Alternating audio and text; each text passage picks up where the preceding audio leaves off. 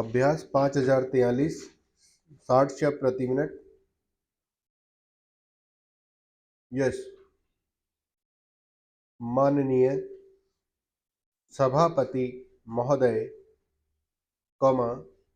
मैं आपका बहुत आभारी हूँ जो आपने मुझे इस बिल पर बोलने के लिए समय दिया है। विराम। यह जो बिल सहकारिता समिति को एक समिति में भेजने का निश्चय किया गया है, जिस पर कल से बहस हो रही है, उस पर मैं आपके आदेश से कुछ कहना चाहता हूँ। विराम। श्रीमान, इस बिल को देखा जाए तो यह समझ में आता है कि यह कोई नया बिल नहीं है, बल्कि जो सन 1912 का कानून है, उसी की लाइन पर बनाया गया है और कोई नई बात नहीं रखी गई है। विराम।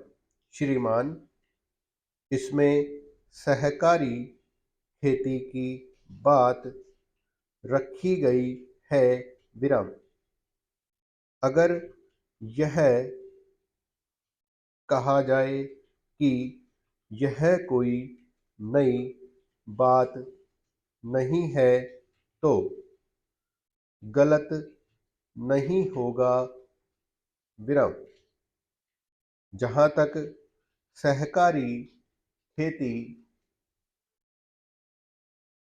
का संबंध है तो उसकी तरफ जनता और विशेषकर किसानों का बिल्कुल कोई झुकाव नहीं है और उनका झुकाव न होने के कारण उन्होंने उसे उस सीमा तक नहीं अपनाया जितनी सरकार को आशा थी। विराम। श्रीमान, आपको मालूम है कि नागपुर कांग्रेस में यह प्रस्ताव पास हुआ है कि सहकारी खेती कराई जाए। विराम।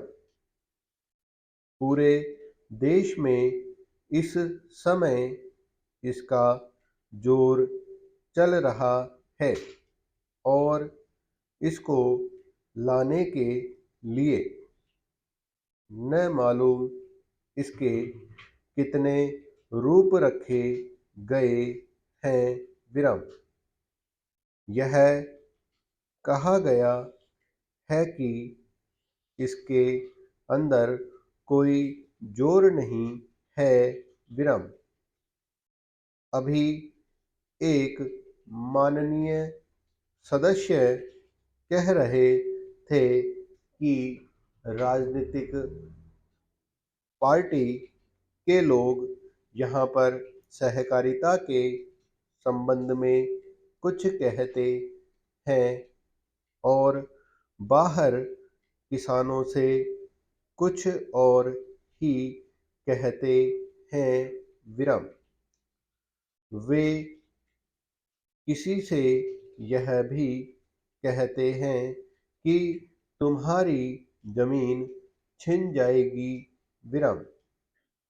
मैं यह निवेदन करना चाहती हूँ कि यह जो कहा गया है और किसानों के अंदर जो भावना पैदा होती है वह इस बिल से साफ स्पष्ट होती है कि वह गलत भावना नहीं है। विराम। मैं यह जानना जानता हूँ कि जब किसान पार्टी का जोर बढ़ा और किसानों की आवाज़ ऊंची हुई तो सरकार ने और हमारे नेताओं ने यह कहना शुरू कर दिया कि हम सहकारी खेती को किसानों के ऊपर लादना नहीं चाहते। विराम। बल्कि यह तो किसानों की इच्छा पर है। विराम। लेकिन इसके साथ ही साथ कॉमा एक बात मैं पहले भी निवेदन कर चुका हूँ और फिर भी निवेदन करना चाहता हूँ कि नेताओं का अपना विचार होना चाहिए। विराम। किसी सभा में जब यह कहा गया कि यह जो सहकारी खेती शुरू की गई है यह तो अंत में सामूहिक खेती की तरफ ले जाएगी। विराम।